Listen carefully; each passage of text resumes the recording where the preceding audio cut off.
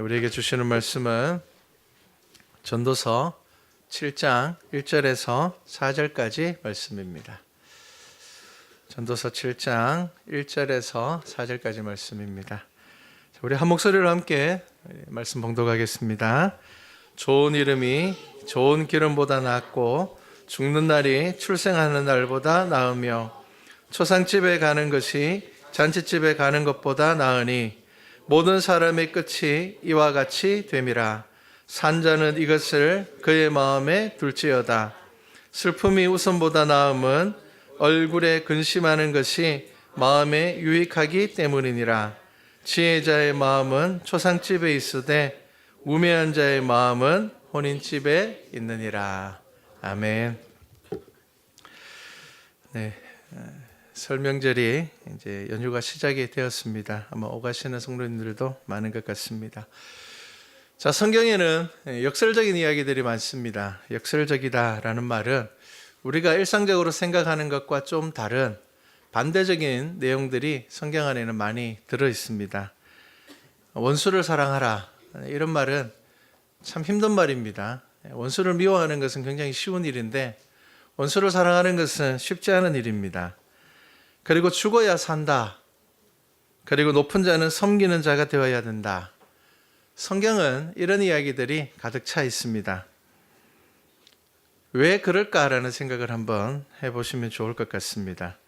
오늘 말씀도 우리가 생각하는 것과는 정반대의 이야기를 하고 있습니다. 우리가 오늘 읽은 말씀을 보면요, 이렇게 이야기를 합니다. 좋은 이름이 좋은 기름보다 낫고 죽는 날이 출생하는 보다 낫고 초상집에 가는 것이 잔치집에 가는 것보다 낫다. 이런 이야기들이 지금 하고 있습니다.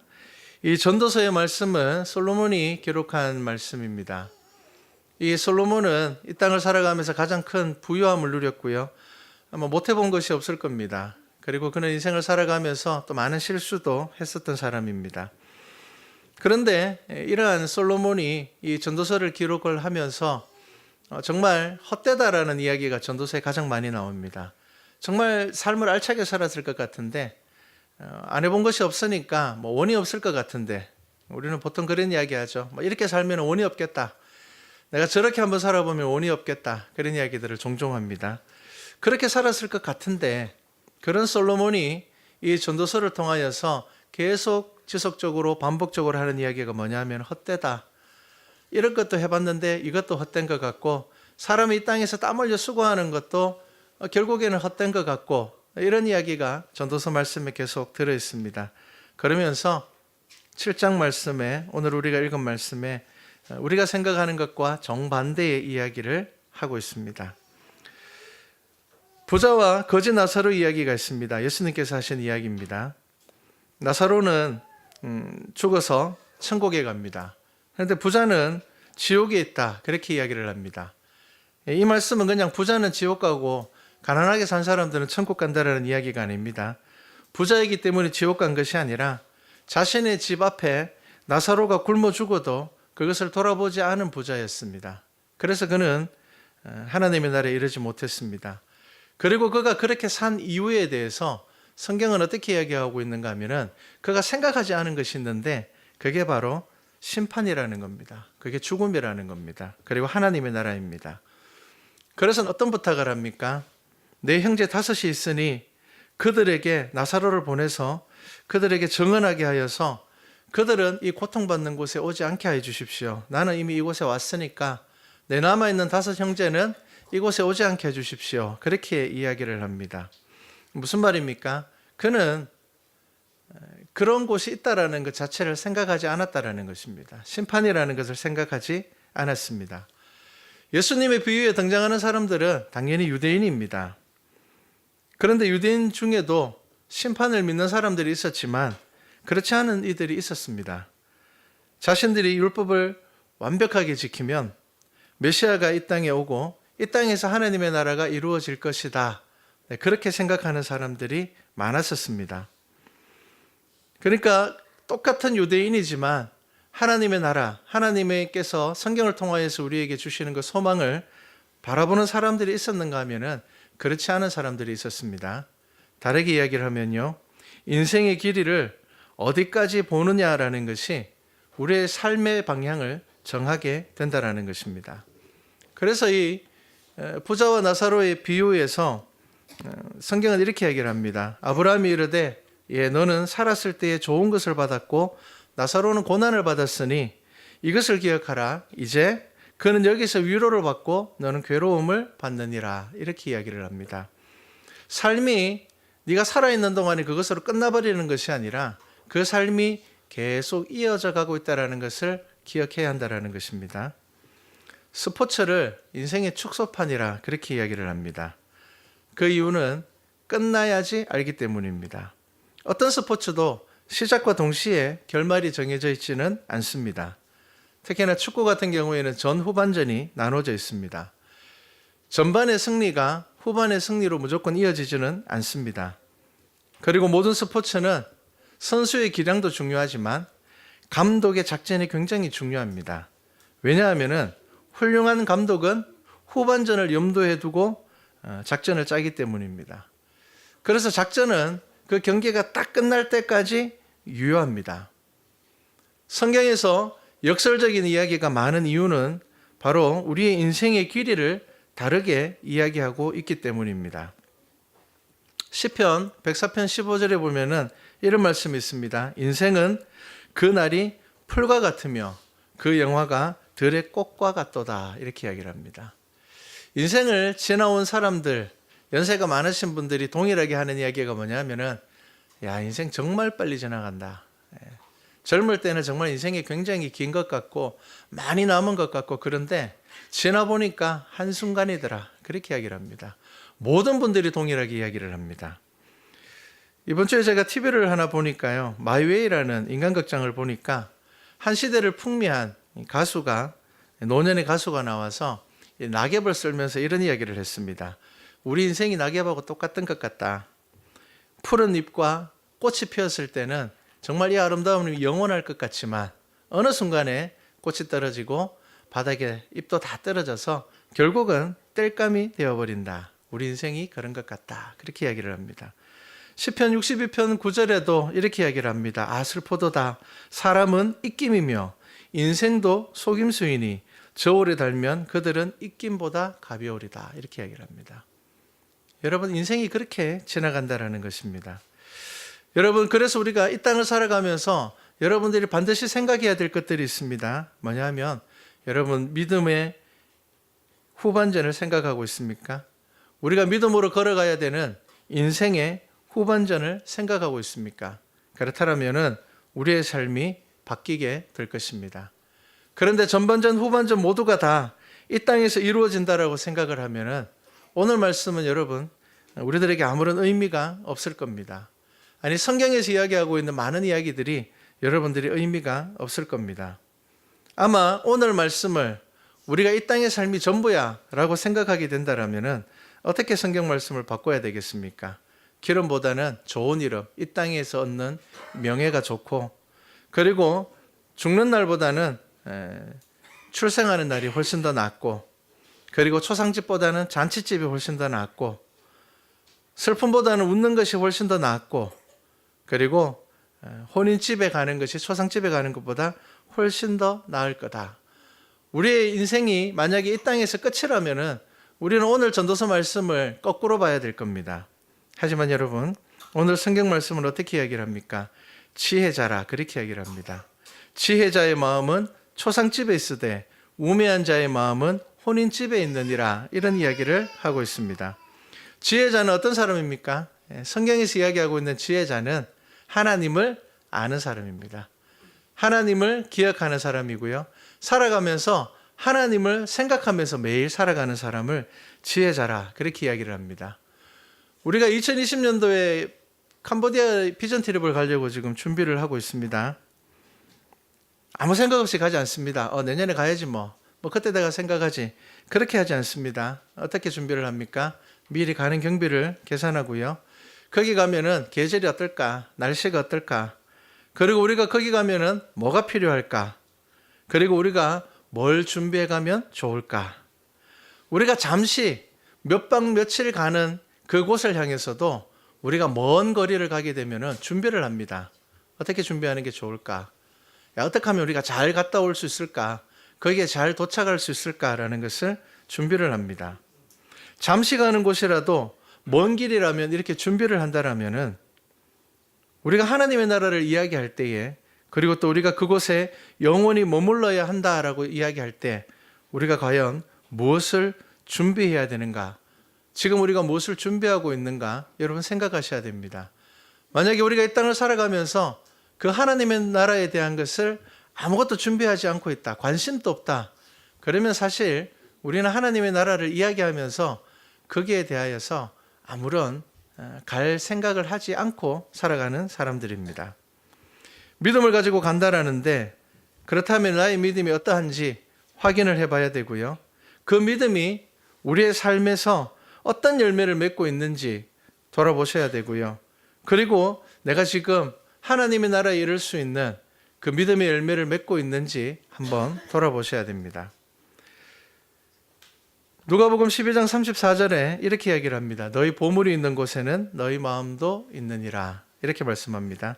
세상의 즐거움이 보물이 되어버리고요, 세상의 안락함이 나의 보물이 되어버리면요, 우리는 하나님의 나라에 초대를 받고도 그곳에 가지 못하는, 참여하지 못하는 사람들이 될 것입니다. 그래서 저와 여러분의 마음이 지금 어디로 향하고 있는가, 내 시선이 어디를 바라보고 있느냐라는 것은 굉장히 중요합니다. 이 땅에서 그리스도의 복음을 위하여서 살아간 많은 순교자들의 삶이 우리가 복되다라고 이야기하는 이유가 무엇입니까? 그들이 이 땅의 삶은 순교자로 얼마 살지 못하고 때로는 고문을 당하고 때로는 큰 고통 가운데 이 땅의 삶을 끝냈지만, 하지만 그들의 삶은 그냥 그렇게 끝나버린 것이 아니라 하나님의 나라, 그 하나님의 나라에서 그 영광이 이어지고 있기 때문입니다. 여러분, 그것이 바로 우리가 이 땅을 살아가는 삶의 방향이 되어야 한다는 것입니다. 요한계시록 5장 8절에 보면 이런 말씀이 있습니다. 그 두루마리를 취하심에 네 생물과 24장로들이 그 어린 양 앞에 엎드려 각각 검은고와 향이 가득한 금 대접을 가졌으니 이 향은 성도의 기도들이라. 이렇게 이야기를 합니다. 여러분, 우리가 하나님의 나라에 이르렀을 때에, 우리가 하나님 앞에 섰을 때에 하나님 앞에 올려지는 것이 있는데, 그것이 무엇이냐 하면 바로 성도들의 기도라. 여러분, 믿음의 열매라. 여러분들이 이 땅에서 어떠한 삶을 살았느냐라는 것이 바로 이 인생의, 이 땅의 삶이 끝났을 때 바로 시작되는 우리의 삶과 이어져 있다라는 것입니다. 그래서 데살로니가전서 5장 4절에 보면 이런 말씀을 합니다. 형제들아, 너희는 어두움에 있지 아니하매 그날이 도둑같이 너희에게 임하지 못하리니. 이렇게 이야기를 합니다.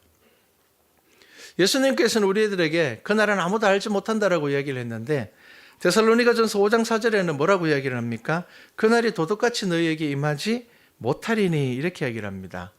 여러분, 어떤 사람에게 그날이 도둑같이 임하지 못하는 줄 압니까? 오늘 하루 말씀대로 살아가는 사람들에게입니다. 여러분, 오늘 말씀 가운데 살아간다라면은 여러분, 그날이 여러분들에게 도둑같이 임하지 않습니다. 여러분들이 오늘 하루를 시작하면서 말씀 가운데, 그리고 오늘 하루 시작하면서 여러분들이 기도 가운데, 그리고 내가 하나님의 나라에 이를 것이라 생각을 하고 매일매일의 삶을 그렇게 살아간다라면은 그날이 언제가 되든지 저와 여러분들의 삶에 그날이 도둑같이 오는 것은 아니라는 것입니다. 그래서 야, 오늘 예수님 갑자기 오셨어, 당황하지 않을 수 있는 것은 무엇입니까? 내 믿음이 이 땅의 삶만 바라보는 것이 아니라 하나님의 나라의 소망을 가지고 살아갈 때에 그것은 도둑같이 우리에게 오는 것이 아니라는 것을 아셔야 됩니다. 오늘 내가 하나님의 부름을 받았을 때에 내게 주어진 시간과 내게 주어진 물질과 혹은 나에게 주어진 건강과 이 모든 것들을 내가 정말 잘 사용하였구나 라고 이야기할 수 있어야 합니다. 한 2주 전에 새벽에 나눈 말씀 가운데 한 선교사님의 편지 내용을 제가 소개시켜 드렸습니다. 그 내용을 한번 더 이야기를 해드리겠습니다. 아프리카 탄자니아에서 10년 동안 이제 선교 사역을 하시고 안식년을 지키기 위해서 우리나라에 잠시 들어왔다가 1년이라는 시간을 보내고 다시 이제 탄자니아로 돌아가신 조남설 선교사님이 이재철 목사님에게 보낸 편지 내용 가운데 이런 내용이 있습니다. 한번 잘 들어보십시오. 지난 1년간 한국에서 안식년을 보내며 제 가치관이 그토록 흔들리기는 처음이었습니다.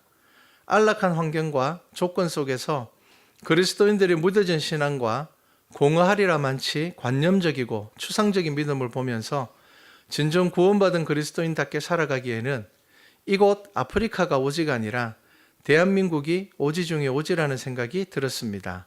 말씀 묵상과 기도가 TV 드라마에 밀려나고 육체의 건강은 지나칠 정도로 꼼꼼히 챙기면서도 영적으로는 초기 암 환자처럼 자각 증세조차 없습니다.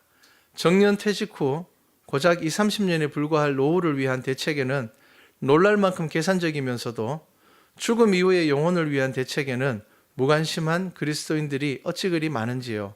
그래서 이 세상에 땅 한 평, 집 한 채 없는 저희 부부는 오직 열린 하늘과 하나님만 바라보며 사후 대책으로 삼게 하는 이곳 아프리카가 고향처럼 더없이 푸근하기만 합니다.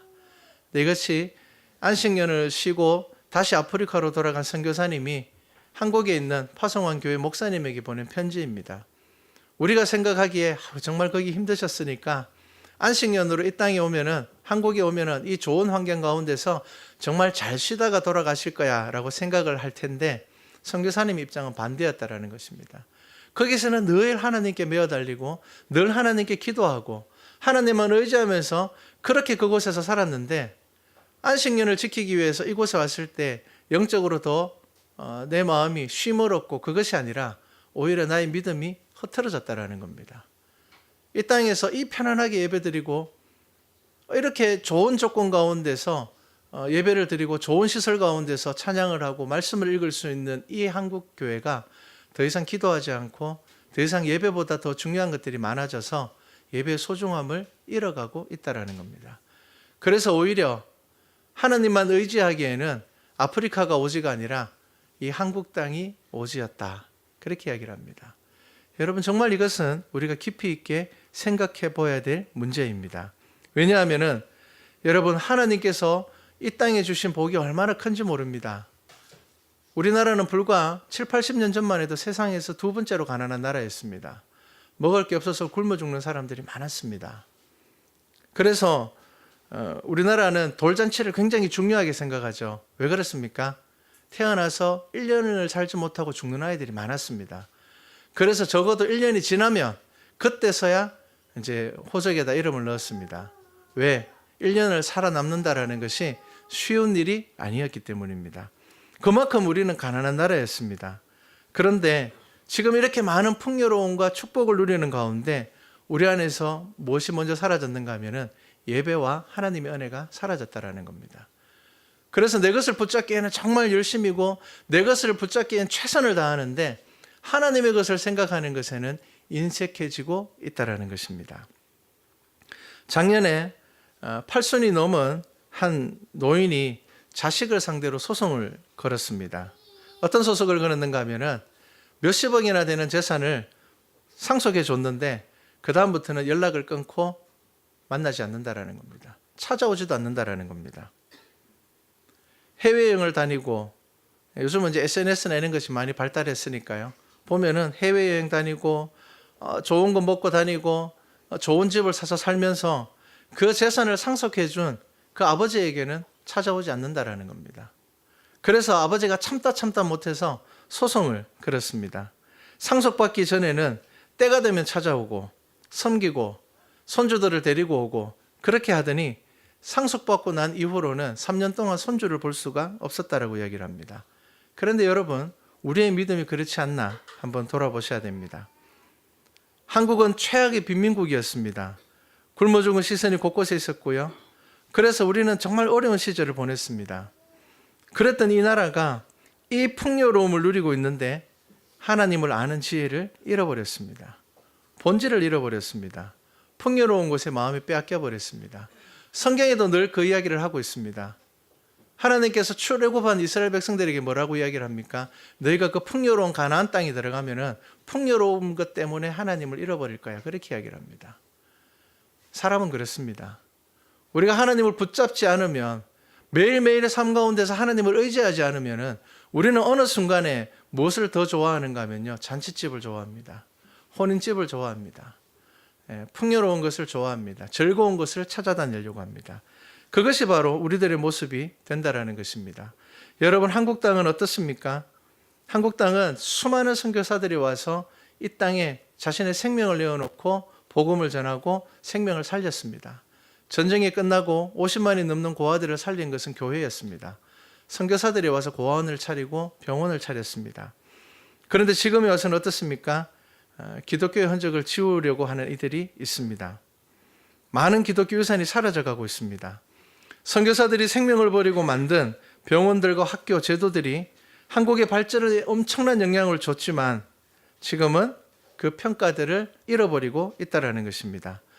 여러분, 이 작은 포항 땅에만 해도 대부분의 병원은 기독교 재단입니다. 그렇죠? 기독병원이 있고 S병원도 제일교회 장로님이시죠. 그리고 설림병원도 있고요. 성묘병원도 있고요.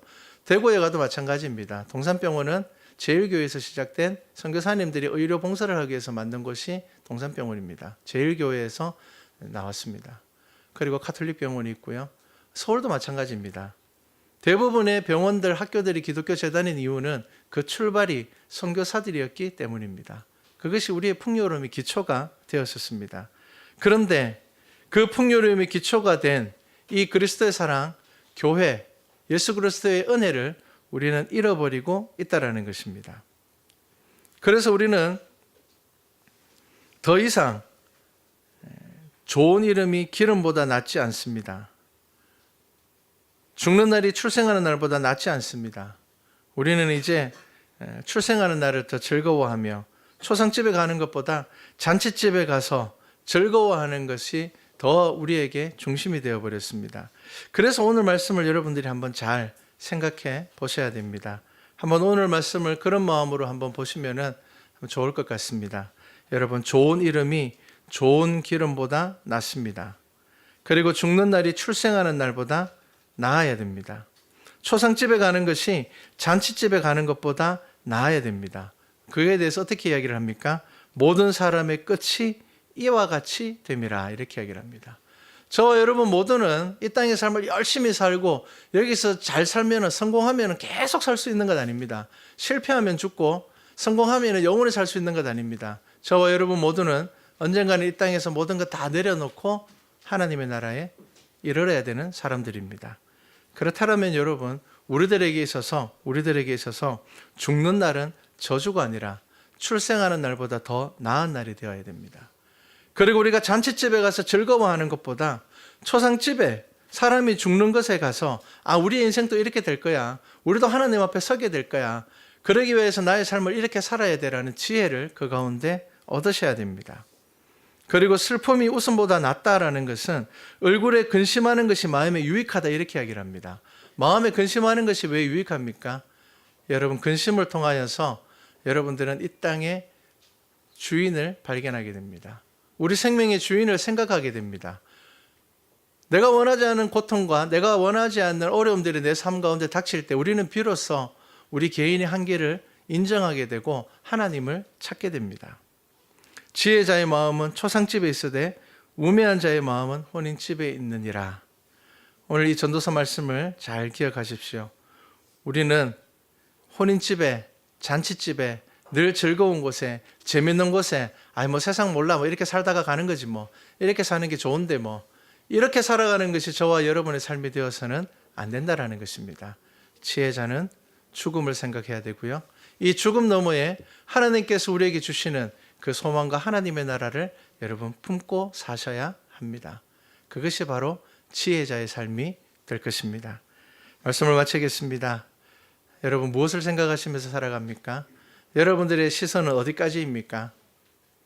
그냥 내가 여기서 성공해서 잘 살아서 내 자식들 고생 안 시켜야지, 내 자식에게 좋은 것 줘야지, 거기에 우리의 시선이 머물러 있지 않습니까? 여러분들의 시선은 그 너머로 가시기 바랍니다. 예수님께서 우리에게 보여주신 것, 예수님께서 사복음서를 통하여서 우리에게 가장 많이 하신 비유가 뭔지 압니까? 천국은 마치입니다. 천국은 마치입니다. 예수님은 우리에게 늘 하나님의 나라에 대해서 이야기하셨습니다. 그 천국에 대해서 이야기하셨습니다. 그런데 우리는 그 비유를 듣고 그 말씀을 듣고 그 은혜를 누리면서 우리의 시선은 늘 여기서입니다. 여기서. 여러분, 우리의 시선이 하나님께서 우리에게 보여주시는 그 하나님의 나라에 이르셔야 됩니다. 거기에 이를 때에 저와 여러분의 삶의 방향은 바뀌게 될 거고요. 여러분들의 삶의 태도는 바뀌게 될 겁니다. 그리고 저와 여러분의 말이 바뀌게 될 겁니다. 그리고 우리의 행동이 바뀌게 될 겁니다. 그것이 바로 하나님의 나라의 소망을 안고 살아가는 사람입니다. 여러분, 이 한 해를 이제 시작하는 1월, 2월 이제 설입니다. 여러분, 이 한 해 동안 여러분들의 믿음의 발걸음이 하나님의 나라에 이어져 있기를 축복합니다. 그런 말씀과 찬양교회 성도들 되기를, 교회 되기를 주님의 이름으로 축복합니다.